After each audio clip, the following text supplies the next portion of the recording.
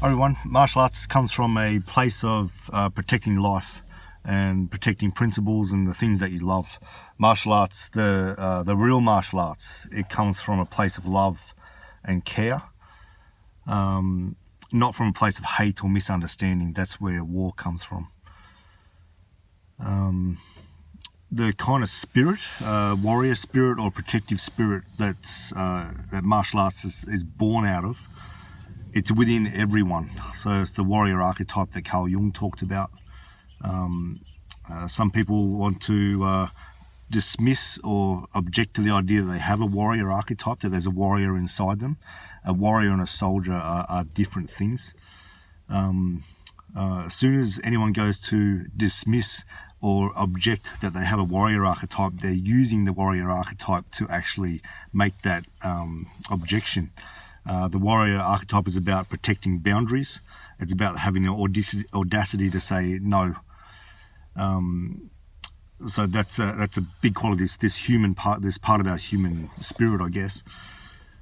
For mothers or fathers, if I hear, I don't have children, but I hear that when you have your children, there's a quality that can come out if you need to protect your kids from someone or something. There's this thing that comes out as such a protective, protective nurturing energy. And it's like you'll fight anyone to protect your kids. And that's what martial arts is built off, that particular spirit.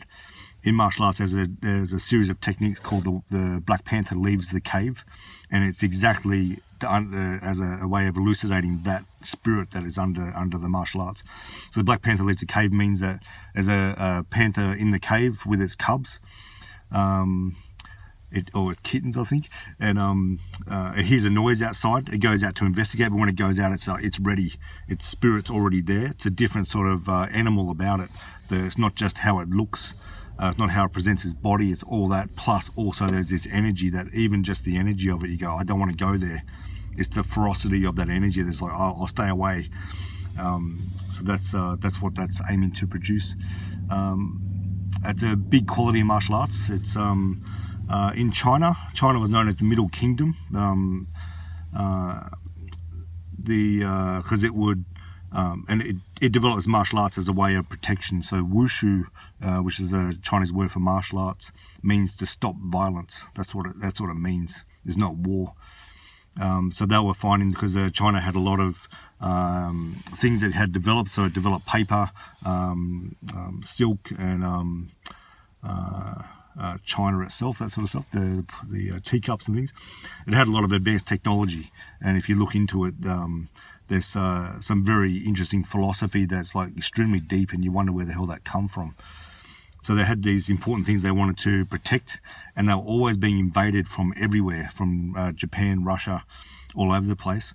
So their martial arts was developed to protect their culture, protect the people in the place, protect the things they had developed, so it wouldn't be spoiled and the people killed for it and things like that. So martial arts was developed out of a necessity. For anyone who's been abused by violence, that word isn't nice. Violence not nice, but martial arts is one of the things martial arts helps you understand is violence. The true heart of violence. What is it about? Enlightenment can be found in understanding and investigating violence. For people who have had trauma, been beaten, domestic violence, all sorts of stuff, it's a difficult thing to go into, but there's insight that can be gained about potentially what that was about, the underlying qualities of the abuser, all sorts of stuff. It's some real dark, heavy stuff to look at, but martial arts, because it enables the warrior to build up power, especially if you've been abused or sexually abused, the warrior can be damaged or even killed.